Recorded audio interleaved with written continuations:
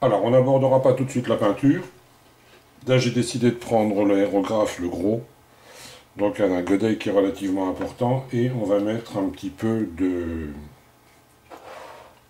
d'alcool au fond. La seringue, assez utile.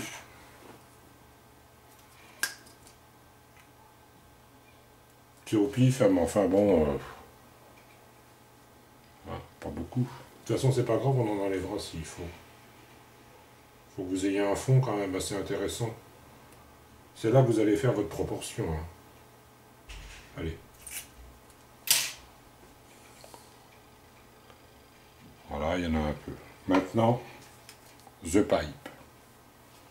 Alors moi, pourquoi je prends les pipes? Parce que quand j'aspire, je vois, parce que j'ai pas un tarin qui est trop long, je vois jusqu'où monte la peinture. Donc ça me donne une indication. Alors petit conseil, hein, bien entendu, vaut mieux enlever ce petit truc là qui ne demande qu'une chose, c'est se péter la gueule quand vous y attendez le moins. Peinture, aspiration.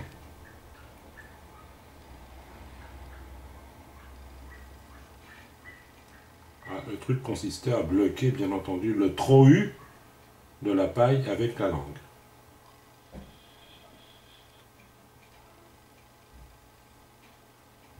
Ah, un petit coup.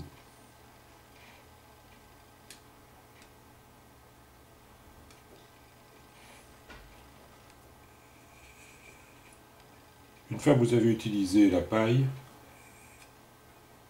regardez s'il n'y en a plus dedans, et là, on fout à la poubelle.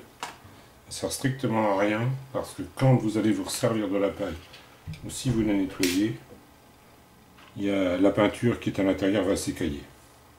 On remue.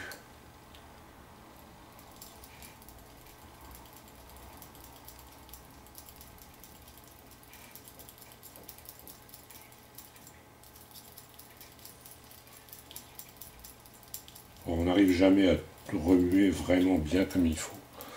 Mais ça n'a pas d'importance. On peut mettre un petit coup d'accélérateur en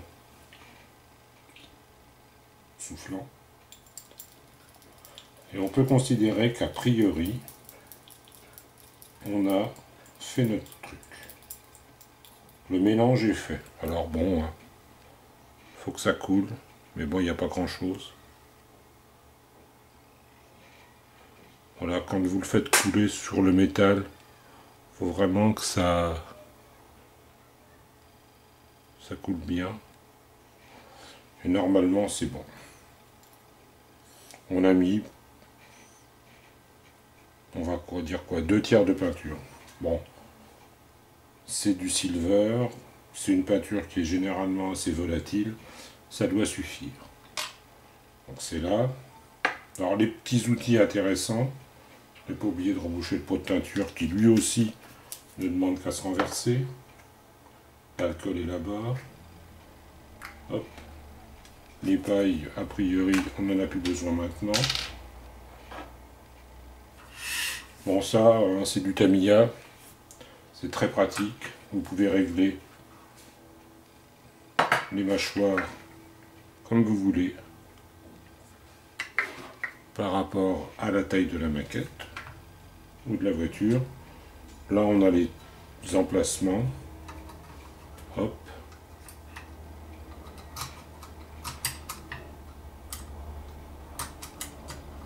Et hop. Normalement, c'est comme les œufs en neige. Ça tombe. Évidemment, c'est raté, c'est normal.